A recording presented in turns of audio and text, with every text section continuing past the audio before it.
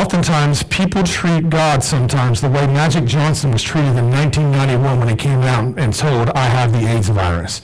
Now, growing up in the mid-'90s, I was a huge basketball fan, and that was the greatest era of basketball. Jordan, Bird, Magic Johnson, the Celtics, and the Lakers.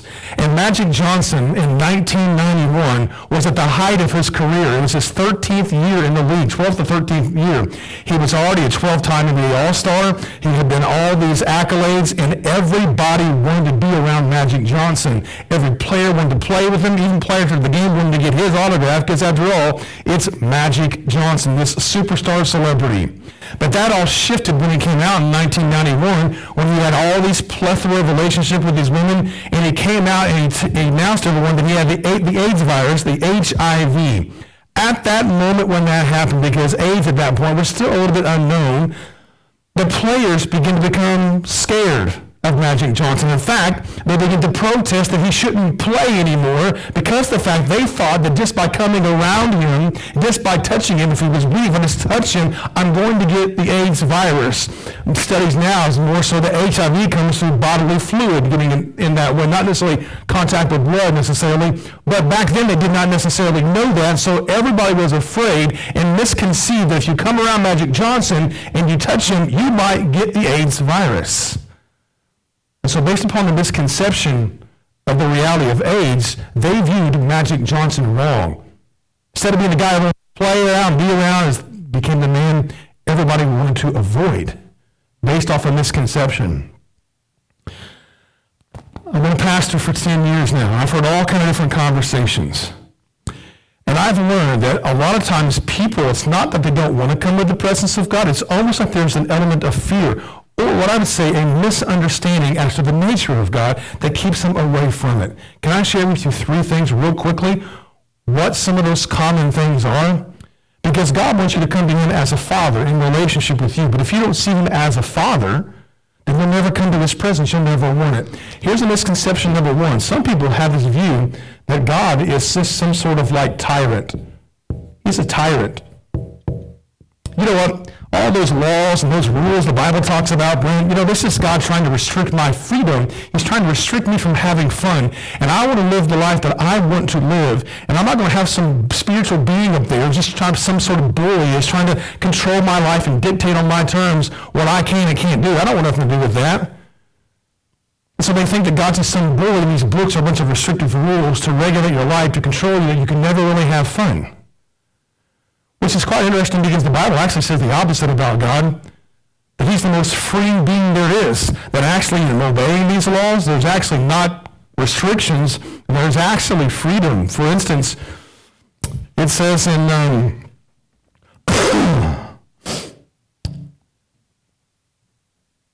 bear with me 1 second.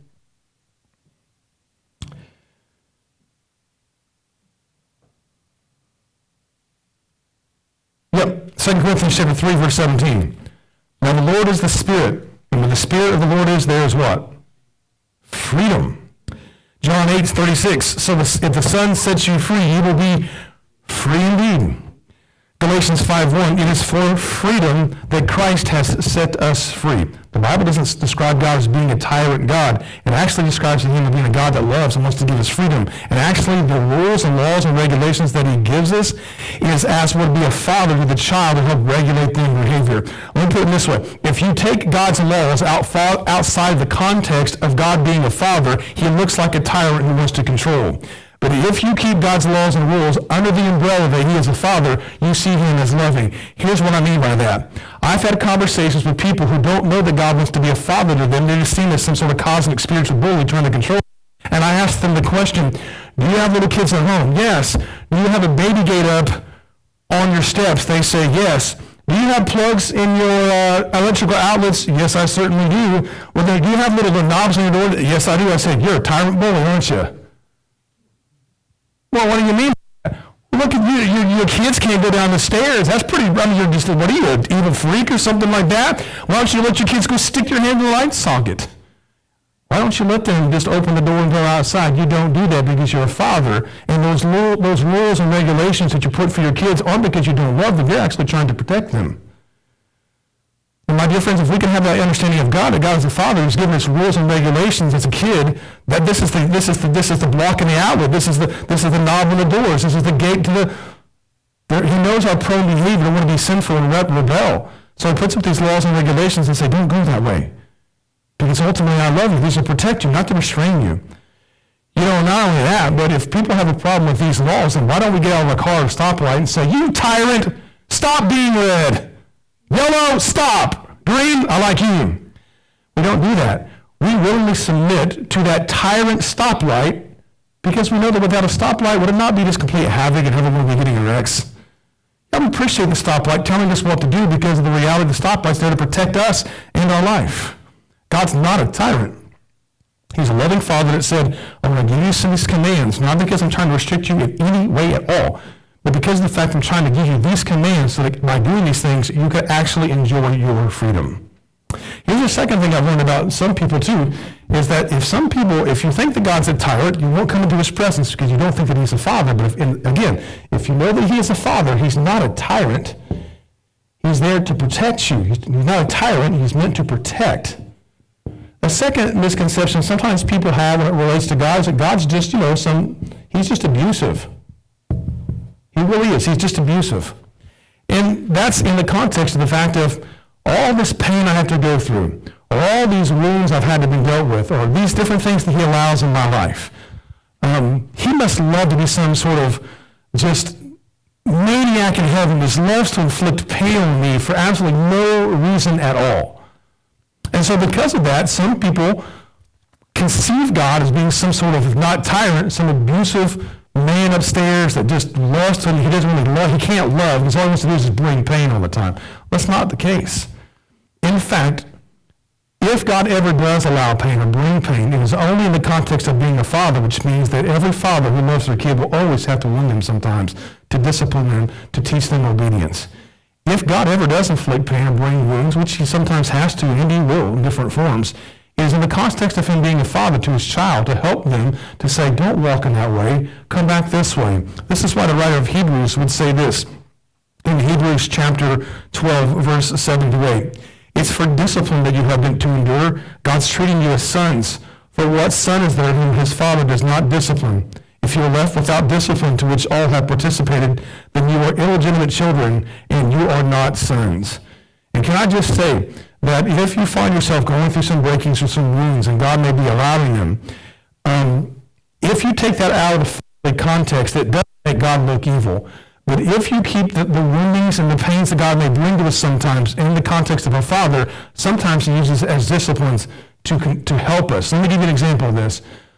If a guy on the street walks up to Shane and just stabs him in downtown Madison with a needle and says, there you go, pal, ha-ha, walks away, that dude's evil. He should be prosecuted because he's literally violating his bodily. He's violating his body. There's no point in someone walking up and stabbing him with a needle, who knows what's in it, and go away. That's evil. There's no purpose. But if he walks to the doctor, and the doctor takes the same needle and sticks him in the arm, he's not evil. That's actually good. Why? Because in the context of a doctor being a doctor, a needle in a doctor's hand is meant for good, that even though it wounds and hurts, it's full of something good that's going to help them. But the needle in the hands of some wild maniac on the street that has no idea what he's doing, just jabbing people, that's not good. There's no purpose in the stabbing, in the wound. It's just for evil purposes. If you take the fact that God brings or allows anything in our life out of His fatherly context, He does look evil. But if He is a father that cares about us and loves us, then even some of the woundings and the breakings that He brings are shots full of things that are good for us, even though it may hurt, but it's ultimately for our spiritual health. But here's the third one that gets probably more people I've seen than any other. And this list by no means is exhausting in any way. Some people it's just a controlling God, a tyrant. No, I don't want anything to do with Him. He's just abusive, loves to inflict pain on it. But here's a big one. He's disappointed with me.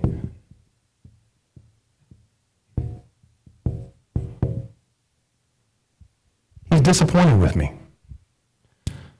The first two, we usually get people who are skeptics, don't really know about God. Third one gets people in the church most of the time. He's disappointed with me. I was doing doing good for a while, and I fell back into a lapse of a certain thing, or I did something wrong, and all of a sudden or this happened in my life, and since this event happened to me because of that, he must be disappointed. I hope this could bring some clarification. There's a difference between being disappointed at somebody or being disappointed for somebody. Right? Some disappointment can be at somebody or for somebody. If you're disappointed at somebody, that's usually because they've done something usually wrong, didn't go the way that it was supposed to, that ultimately comes back on you in some way. But if you're disappointed with somebody, you're not disappointed with them because it has anything to do with you. It's just for their sake and their sake alone. At somebody is usually because it's something to do with you, but with someone, for someone, it's usually because of their benefit. Let me give you an example of this. Let's just say that a city official, there's a mayor of a town, he's a real bigwig, right? And things are going good, he just got put in political office, and all of a sudden one of his kids gets arrested. They got found with like 10 pounds of marijuana, smoking dope, they had a meth lab in their house, and they didn't know it, right? This particular person gets arrested. Now, that mayor may go to the jail and have a conversation with that kid. If he's disappointed at the kid, the conversation will be like this: I can't believe you did this. Don't you see who I am? I just got elected to the office, and you are causing the ruin of my reputation. People trust me no more. They're going to look at me like a moron now. You did this. See, he's disappointed at them ultimately because of him. But if he's disappointed for them, the conversation will go like this: honey, I'm so sorry that this happened. And me and your mom are here for you anyway, Pop. We're just sad you got yourself. You just have so much potential, and we just hate to see you waste it. We're here for you any way we can be, and let us help you. You see, being disappointed at somebody was because it ultimately hurt the mayor's reputation. But to be disappointed for somebody is simply because of them and them alone, not your own reputation. God, if he is disappointed, is not necessarily at you, but for you. Meaning, look at all the potential and things I wanted to give this person, and I wanted them to experience about me, but they're refusing to receive it. They're refusing to acknowledge it. They're refusing to want it. That's what he's disappointed with. Everything that he has for you that we don't give or receive, he's more disappointed in that. People ask me a lot, what's the hardest thing about being a preacher? Easy for me. You can come up and punch me in the face. That's cool. Run me off the road. Flip me off. I can't stand you, preacher. I'm cool. I'm good with that. What I can't, the hardest thing for me is the disappointment. Being there Sunday, man, bro, I can't wait to come, and they never show up. I'm going to give myself to Jesus and then don't follow through. Now, I'm not disappointed at them. I'm disappointed for them. And I'm disappointed for them because I'm like, you're missing all that God has for you to be. Now, I'm not mad at you for not wanting to do that. I'm still going to love you anyway. I'm just disappointed for you because, good heavens, you have all this potential and all these things that God wants to give you, and you're missing it. That's what I'm disappointed with. See, I think that's what God's most disappointed with us about. Not necessarily at us, but man, for us. Every time we don't pray because we're watching things we shouldn't watch, distracted. Every time we make excuses to not read the scriptures. Every time we make excuses to not be a part of the fellowship of Christ and to not seek the heart of God. It's not that he's disappointed at you, but for you. Like, you're missing so much that I want to give to you. So much more. Man, that's what he's... But even if you want to take it deeper than that, really nothing's a disappointment to God, because disappointment means that there's an element of surprise. You thought something was going to happen and then it didn't, you're disappointed. So in a sense, God really isn't ever disappointed because nothing's ever a surprise to him. It's more so that he's frustrated for you, I guess you could say. Let me give you an example of this. When I go fishing with my kids, I'm never disappointed. You know why? Because I expect every time I go, nothing is going to go as planned. I bring extra tackle, extra poles, and extra line. Why? because it's an automatic guarantee that they're going to lose a line somewhere, a pole's probably going to go in the water, they're going to lose a lure somewhere. I'm never disappointed, but I do get frustrated. I get frustrated because I'll say, don't throw the pole over there. There's a tree right there. There's some rocks and logs. Got it, Dad. Walk 2 seconds this way. It's stuck, Dad. Come on, you know. Or, Dad, I got it stuck again. It's tangled up again. Now, I'm not disappointed. I expect this. I am frustrated because I told you what to do and you didn't do it. But you know how long that frustration lasts for me? About 15 seconds after I take it off the line for him and say, if I throw it out again and see him do it again, then I'm done. If God is frustrated with you, it's just because in the moment he said, I told you not to do that, and you did it again. And when you stop doing that again, it's like me to my kids. All right, you're good. I say that because here's what it says in Psalm 35. His anger is but for a moment, but his favor is for a lifetime. Isaiah 54:7-8. For a brief moment I deserted you, God says, but with great compassion I will gather you. In overflowing anger, for a moment I hid my face from you, but with everlasting love I will have compassion on you. Psalm 86:15. But you, O Lord, are a God of mercy and graciousness. You're slow to anger, abounding in love, and steadfast in faithfulness. You see, until we realize that God is a father, he is not a tyrant, he is not abusive, and he is not necessarily disappointed with you. If you believe those three things about God, one thing is guaranteed, you will never want to go into his presence. If you have a misconception of who God is, you'll never want to be around him. But once you get a grasp of the reality of who he is, that he's a father who absolutely wants to be with you and wants you to be with him, you'll want to be around him. You see, having the presence of Christ in your life is the essence of what life is all about. Jesus could do nothing without his Father's presence. Not once. We read of Jesus when he would say in John chapter 5, verse 19, Truly I say to you, I can do nothing on my own accord, but only what he sees the Father doing. For whatever the Father does, the Son does likewise. He would say again in John 12:49-50, I've not spoken on my own authority, but the Father who sent me has himself given me the commandment what to say and what to speak. I know that this commandment is eternal life. What I say, therefore I say, as the Father has told me. In other words, if Jesus needed the presence of the Father in his life, how much more do you and I need God's presence in our life as well? It's the whole reason for this sermon. I told you last week we're doing a sermon series called Lessons from the Wilderness, and we're looking at the different experiences that Israel faced in the wilderness and making those lessons applicable to our own life. In the first lesson, the first sermon we did last week in this Lessons of Wilderness is a passion for his presence. A passion for his presence. And one of the reasons I want to start off realizing that God is a father is because unless you see him as a father, you'll never want to be in his presence. That's why it's important to have the right perspective of God. But last week in this verse, we looked at the fact that Moses is desiring, he has a passion to want to be in God's presence. And we looked at two things about this last week. One was that Moses desired to be in God's presence and that he talked with God. And we discussed the fact that one of the ways that you can tell that you are in the presence of God, or that God is a father to you, is that you begin to talk to him. We looked at that last week. A second thing we looked at last week was that Moses desired God's presence because he was powerless without it. Moses, being 80 years old, weak, and a stutterer, knew that he could not lead this nation of over 600,000 people without God's power. So, he desired God's presence, that he talked with God. He desired God's presence because he was powerless without it. Let me give you three more this morning I think we can find from this text.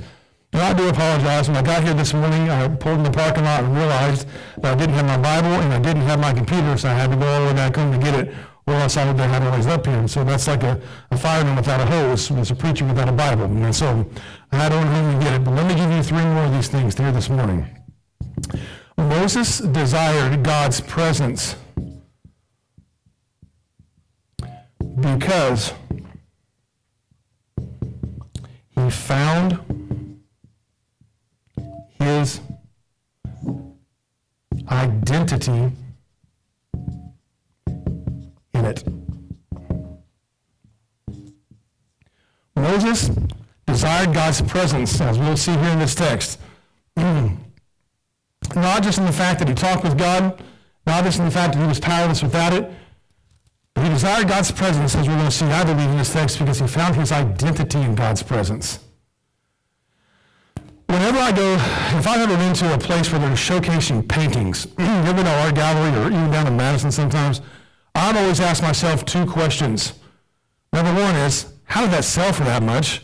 I mean, some of those things, I'm like, my 5-year-old son is doing something better than that. I mean, throw it up on this do something and just put it on sale, you know? That's, I mean, it's like little marks and everything, but if it's, you know, someone famous, they get all this money for it. So one question I ask is, how's it worth that much? Second question I ask is, what does that mean? Sometimes some paintings seem so abstract and so like mixed together, I'm like, I don't know anything what this thing is trying to tell me. That's why if I wanted to know what the painting actually meant, I have to go talk to the painter who gave it its identity. Without talking to a painter who made the painting that I don't understand, the painting is just blah, just colors. But if I talk to the painter who in his mind created the painting, then the painting to me has no form, shape, or anything.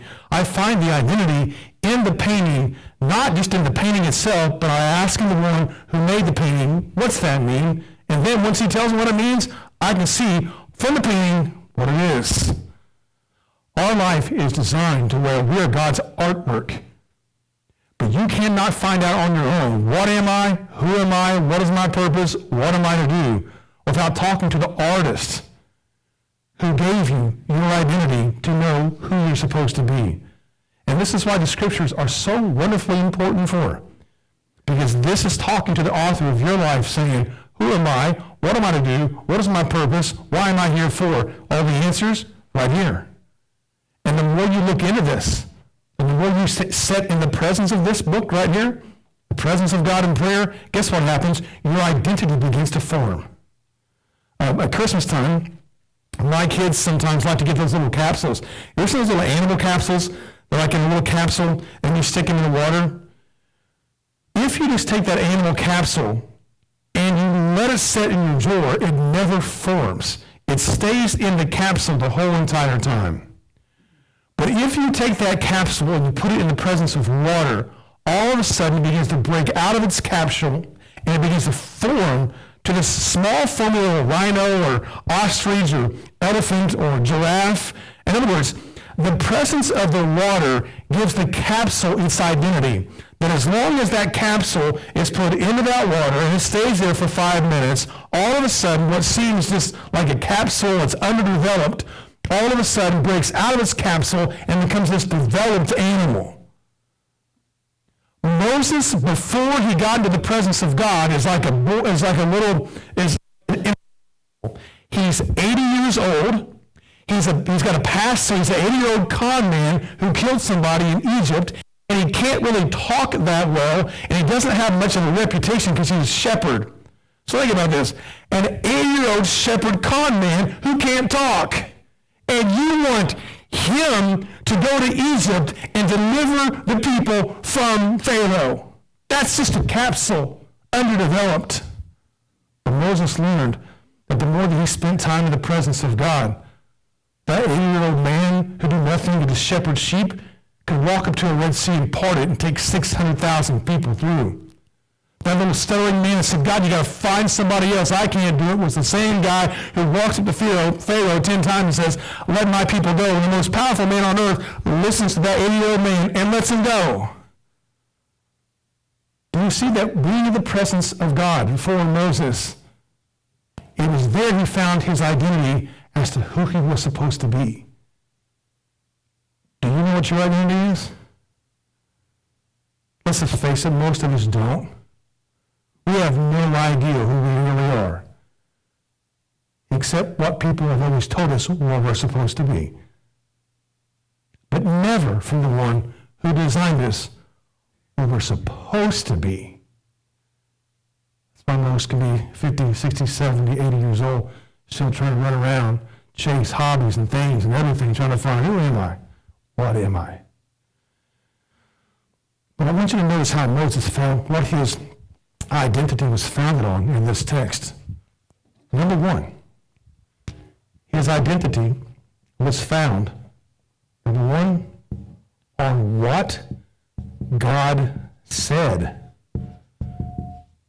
of him. What God said of him.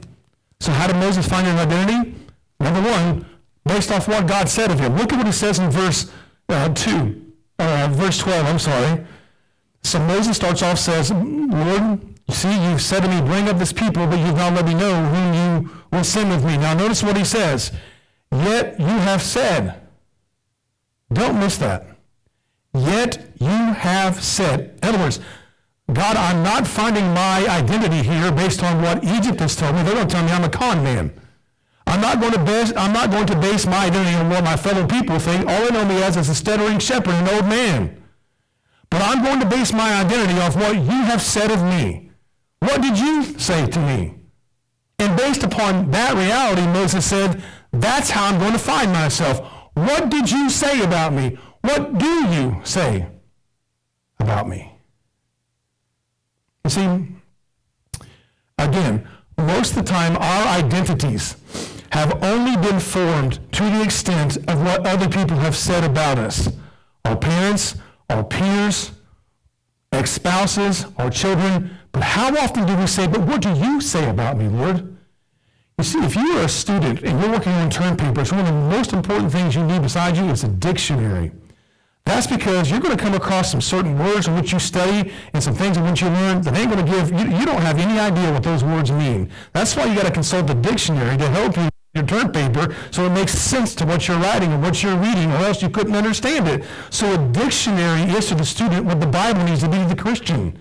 We struggle so much with what people think about us and who we're supposed to be, when the greatest thing that actually gives us what our identity actually is what God said. This is why it's so important that you have a habit of spending time with the Lord, because every time you come to this, you're saying, what are you saying about me? We spend so much time on Facebook, on Twitter, Netflix, all these things, because we're asking, in a sense, what's my identity? Let me connect with, I love Hallmark, because I find myself in that scenario. Man, I wish it was like that for me.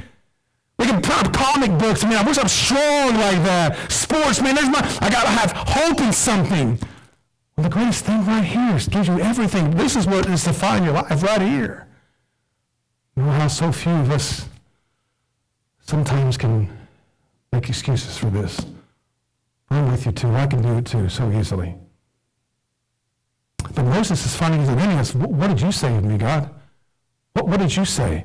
See, our society has a way of defining us so that if, like this, you're not athletic, you're unimportant.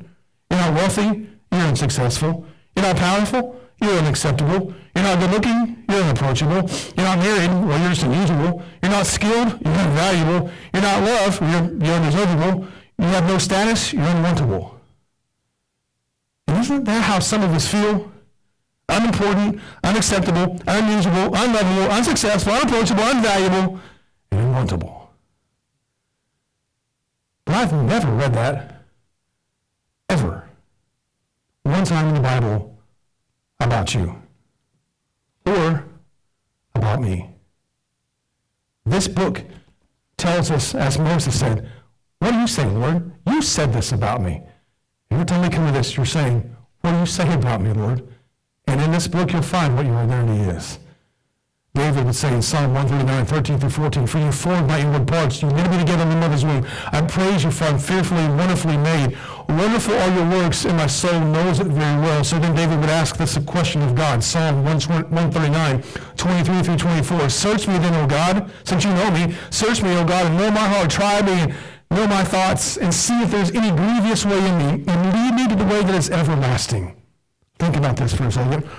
If you had some problems going on inside, you felt like you were having some problems with your heart, you felt like your heart wasn't fluttering or you just knew you had a problem with your heart. Would you rather go talk to a friend and ask about your heart condition, or would you rather go talk to a surgeon who knows all about the heart very well? My dear friends, you would say in a heartbeat, I'm going to go talk to the surgeon who studied the heart and knows the heart, because he knows the heart more intimately than anybody else. Our friend doesn't know a lot. He's just assuming things. But the surgeon knows, because he's performed surgeries and studied it, he knows about the heart. I want to talk to the surgeon.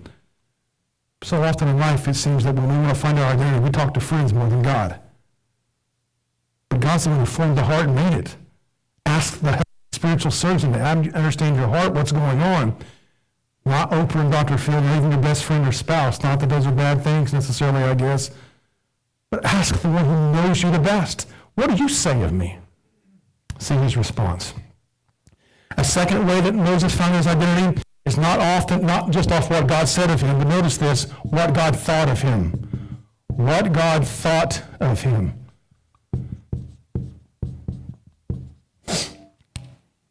What God thought of him. When this word here, Moses, you're going to see that Moses is speaking back to God in verse, the back half of verse 12. He said, after he said, you have said, which means that I'm going off what you said, and then he says, I know you by name. I know you by name. The word that's used here for the word know in the Hebrew language means to find out, to perceive, to be acquainted with. So Moses is saying, Lord, I'm finding my identity, first of all, what you said, but also the fact of what you think about me. You said, you know me. You know me. And the word here for know is not just this idea of intellectual comprehending somebody. It's the idea of almost like a marital contract. You know the person in a very intimate way. I've said this before, but if I said, you don't know Michelle Calloway, you would say, yeah, I know things about her, but I know her intimately. She's the one I sleep with at night, the one I make love to, the one that I spend time with. I know her. You know her acquaintedly. I know her intimately. So this word here for know is not just, I know you, Moses. No, Moses, I know everything about you. And that's why I'm asking you to accomplish this task. Moses is basing his identity on what God's asking him to do. First of all, what did you say about me? Second of all, what do you think about me? You said that you know me. Based off that, I have to trust that. I'm an 80-year-old stuttering ex-con shepherding man who doesn't know anything. But if you see what I mean, I'll go with that. How oftentimes do we look at ourselves because of what other people think about us and what God thinks about us? You see, prayer and Scripture says, what do you say about me, Lord? Prayer says, what do you think about me, God? What do you think about me? Again, something that so oftentimes we don't necessarily ask a lot. And the very fact that he knows our name is important. Here's the reason why, because for someone to know your name means they respect you. They appreciate you. Let's just face it, everybody wants their name to be known. You know what you check a text message for? Because it's got your name on it. You're going to check an email. Why? Because Zach's got one? I came in to check Zach's email. No, because my name's on it.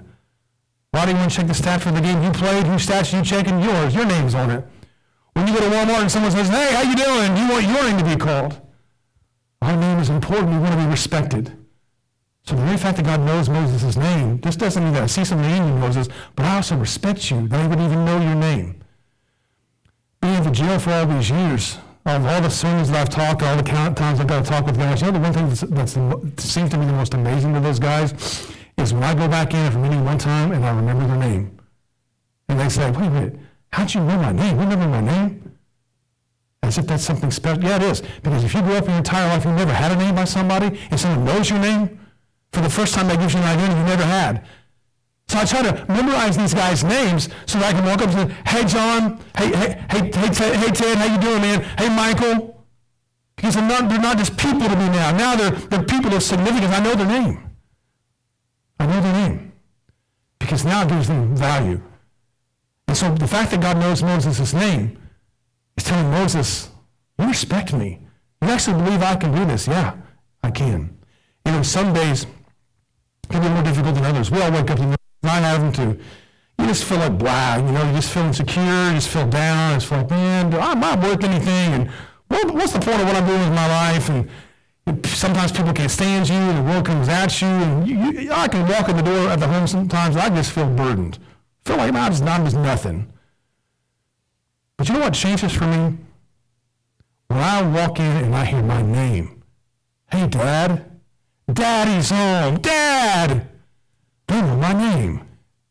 When I hear my wife say, hi, honey, good to see you.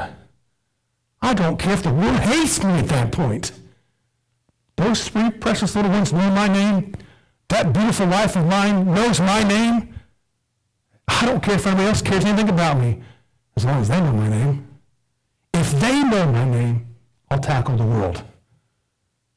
Oh, my goodness, if we could learn to see how God thinks of you. And if we could get what God thinks of us, we would care so less about what others do. Ask him today, what do you think about me, God? Here's the third thing is this. Moses found his identity, and Moses desired God's presence because he found his identity in it, and what God said of him, and what God thought of him. Then here's the third thing, and what God saw in him. What God saw, not seen in him. I say that because, again, if you look at verse 12, he says, you have said, I know you. You have said what God thinks of him. I know you by name, what God thought of him. And he says, and you have found favor in my sight. In other words, Moses is appealing to God, what God's already said to him.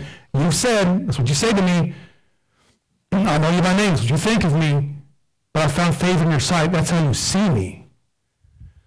The word there for favor in the Hebrew language is a word that's the word shan. It means grace. It means kindness. It means mercy. In other words, Moses is saying, God, based upon what you see in me, you've given me your favor, you've given me your grace, and you've shown me your kindness. I have no idea what you did that for.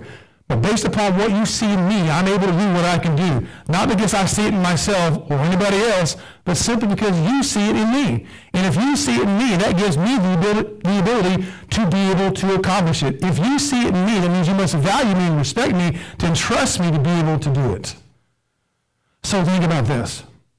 To most people, when you drive past a junkyard full of old broken down cars, you think, if you're not a mechanic, you're like, dude, I'm never going to go to a place like that. This is the old junky cars. But if you are a mechanic, one of the most valuable places you can go to get parts, sometimes cheaper, is the junkyard. Now, the junkyard parts have no value within themselves. They can't make themselves get on a car. No one cares about them. They're just throwing the junkyard. But if the mechanic sees the value of a part in a junkyard, in a broken car, he can take that part, not because the part did it, but the mechanic and the choice of the mechanic to take the part, that part all of a sudden, the mechanic sees something in that part that makes that part valuable to the mechanic to be used in another vehicle. The part in the junkyard that's being taken is not taken because the fact it's anything wonderful within itself. It didn't do it within itself. It's only being taken because the mechanic saw the value in it when no one else did. Here's this old 80-year-old stuttering shepherd in the desert.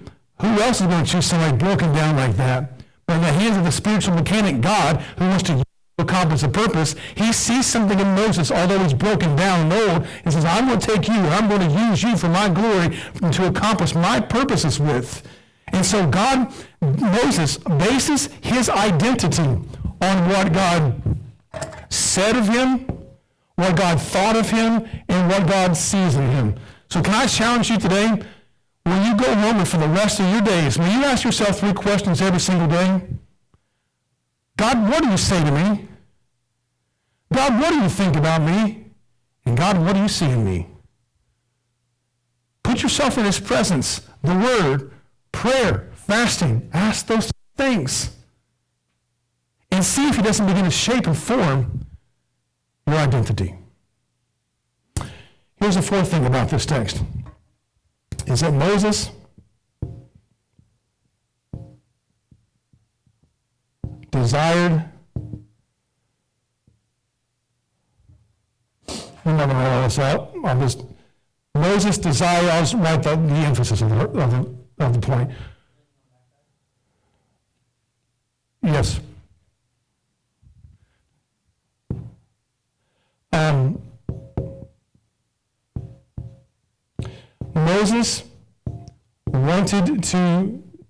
Moses desired God's presence. 4th thing is because he wanted to become acquainted with God. He wanted to become acquainted with God. So Moses desires God's presence. He talks with God. Moses desires God's presence because he's powerless without it. Moses desires God's presence because he finds his identity in it. And then the fourth thing is Moses desires God's presence because he wanted to become acquainted with God. Look at what he asks here in this text. Verse 13. He said, now therefore, if I have found favor in your sight, please show me your ways, that I may know you, in order to find favor in your sight, and consider too that this people is your nation. In other words, he's saying, God, I want to be acquainted. I want to know. I need to come in your presence. I need to become acquainted with you. And he asks for two things. Who are you? What do you do? I want to know you. Who are you? And show me your ways. What do you do?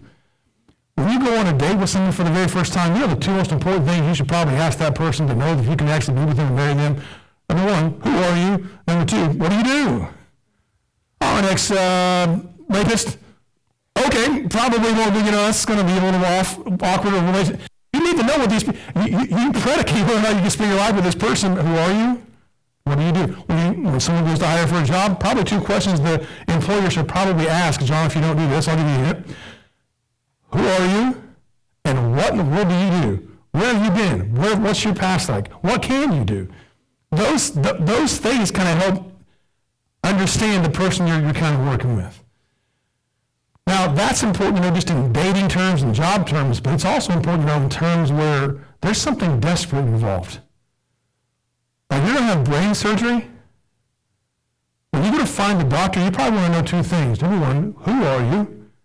And two, where are you from? In the sense of, have you done this before in the past?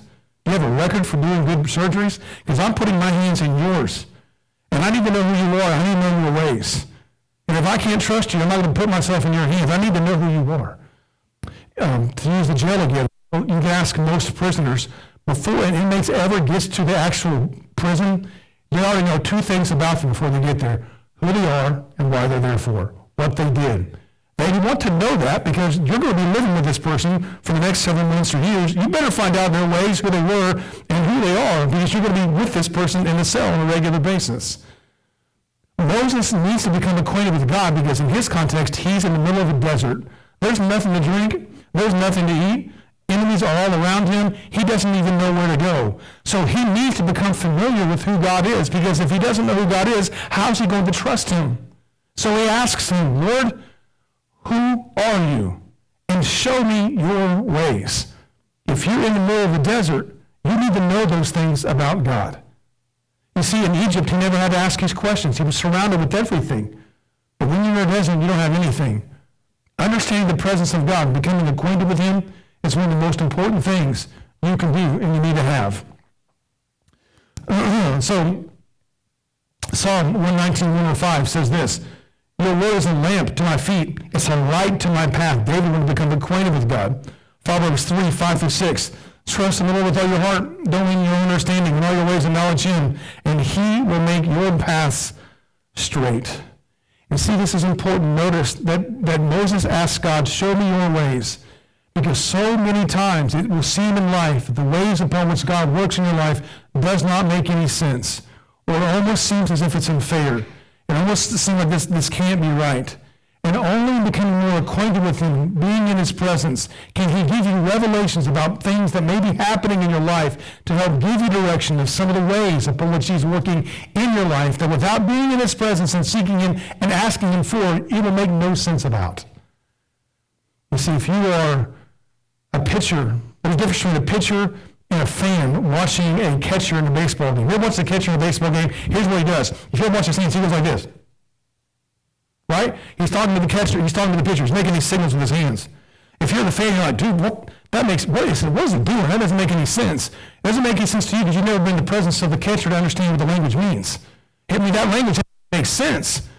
The pitcher understands it because the pitcher spent time in the presence of the catcher. So when the catcher, you're like, what's he doing? Sign language? No, he's communicating with the pitcher. But because the pitcher's been in the presence of the catcher's language in ways makes sense to the pitcher who's been in his presence.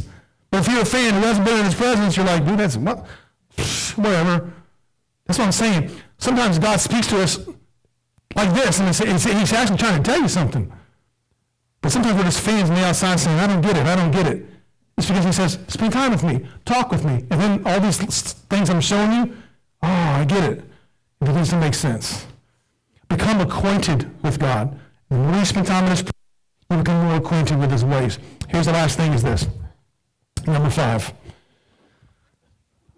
Moses wanted to spend time. Moses desired God's presence also because he wanted to become holy. One of my English teacher isn't here. She funked me.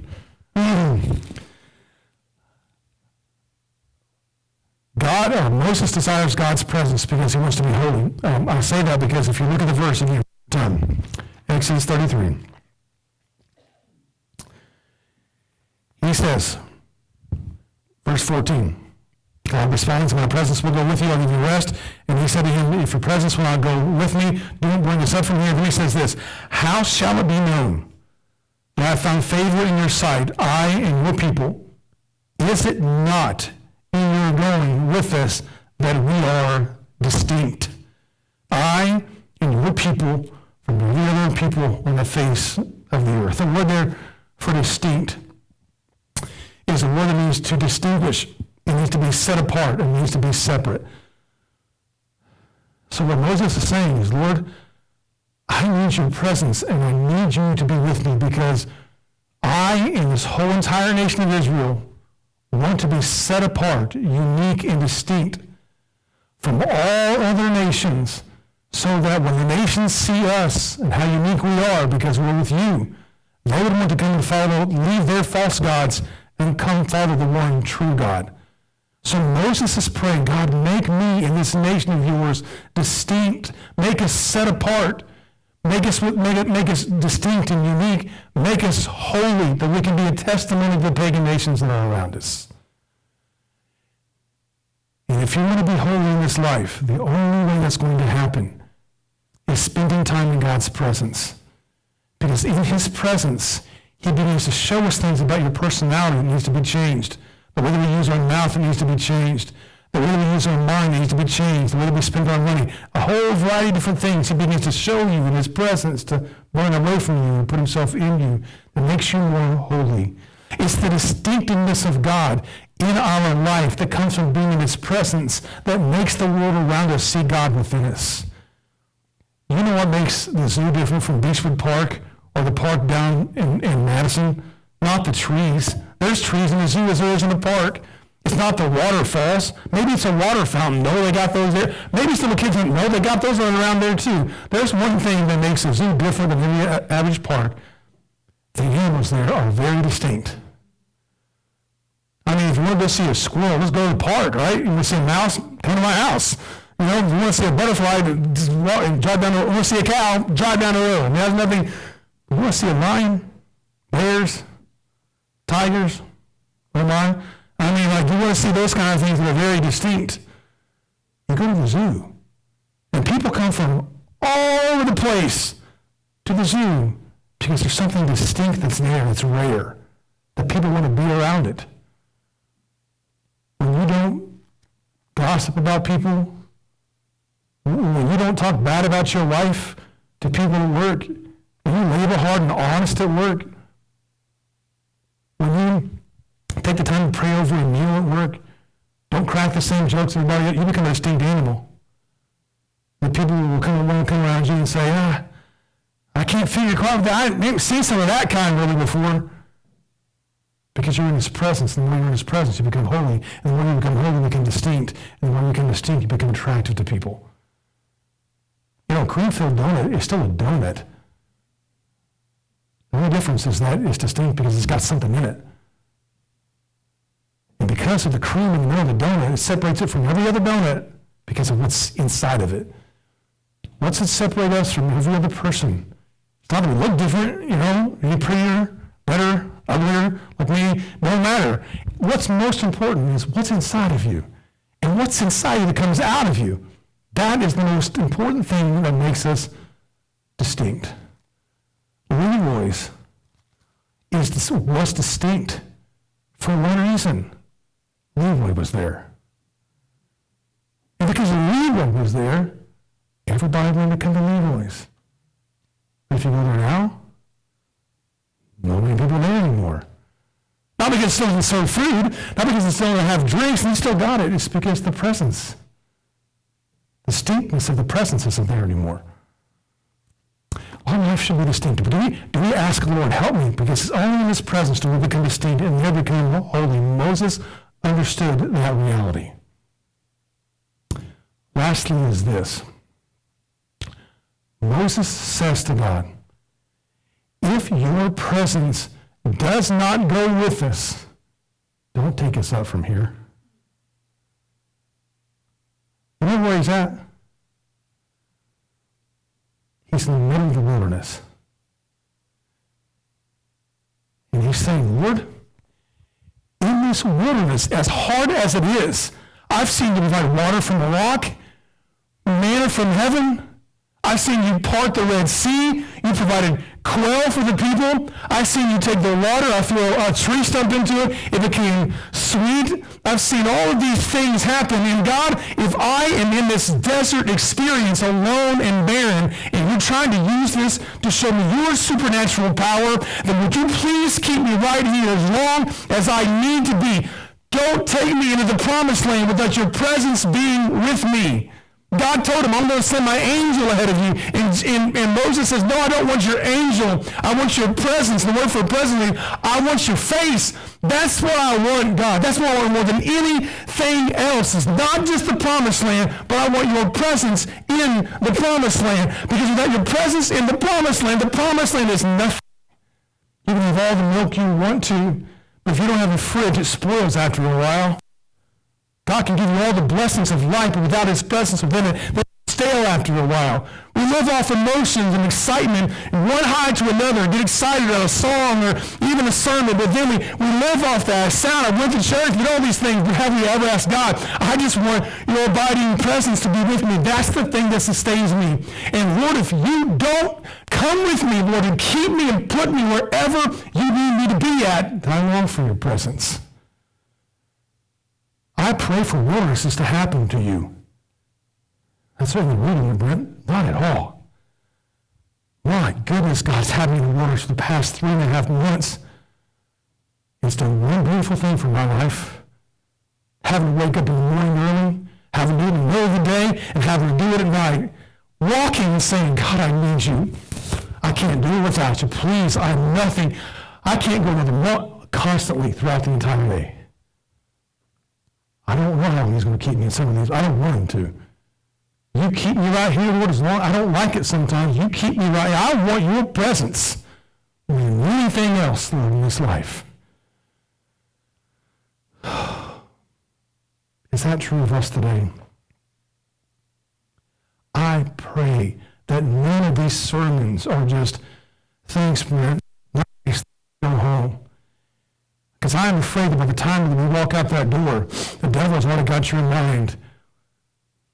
With how many things you got to fix on the phone, all the stuff that you got to get done, how much of a nap that you need, and how much things you got to get done. How oftentimes God wants to get our attention when we're so busy running after things that have no eternal value that He says, I'm going to have to put you in the wilderness because I'm trying to save you from yourself and from my wrath to you. God, bring the wildernesses, Lord. Bring them, Lord, if you have to. That we will long for your presence. The promised land without God is like a fireplace without wood. Have the fireplace all you want, but without any wood in it, it doesn't burn.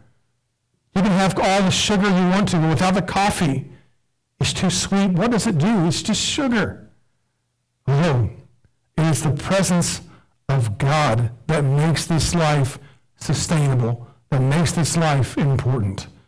Moses needed God's presence, and he talked with Him. He was powerless without it. He found his identity in it. He was acquainted with God through it, and he became holy as a result of it. I close with this quote from Brother Lawrence, an old monk who used to wash his dishes in a monastery. He said this, I still believe that all spiritual life consists of practicing God's presence. and that anyone who practices correctly will soon attain spiritual fulfillment. There is no sweeter manner of living in the world than the continuous communion with God. You know, we had a giveaway day here about 2 years ago. Mark set it up. It was awesome. We were all excited about it. We all brought free stuff into this church. You know how many people came that day? 1. Now, disappointing. We're not mad at nobody. We're just disappointed with how much we want them to enjoy the free things they can have. And nobody wanted it. How much must it agonize the heart of God when he says, I want to give you all of my presence I can give you. Free. Christ paid the penalty on the cross so you could have it. And how so often we say, nah, I'm too busy. I got too many things going on. Then don't be surprised if you die in that state one day, making all those excuses, and you stand before his throne and he says to you, I never knew you. Get away from me, you wicked servant, because you squandered everything God wanted to give you. That's not being harsh. I'm not trying to be. I am trying to give you a reality of truth. As we close this service today, I pray that as we sing this last song, please don't rush out of here. But may we honestly take the time today to say, God, we long for your presence. I want to keep that up there on the screen. Let us think about this verse as we close. But let us not rush out of here so quickly. Let us long, and if we just sit here as long as possible, God, till your presence comes, till your presence comes, till your presence comes, Lord. So, Father, I close this sermon today, Lord God. I thank you so much for adding this text into the Bible, Lord. My goodness, Moses couldn't do anything without your presence. How was he supposed to? An 80-year-old ex-con man, shepherding sheep, couldn't talk. No wonder he had to have your presence.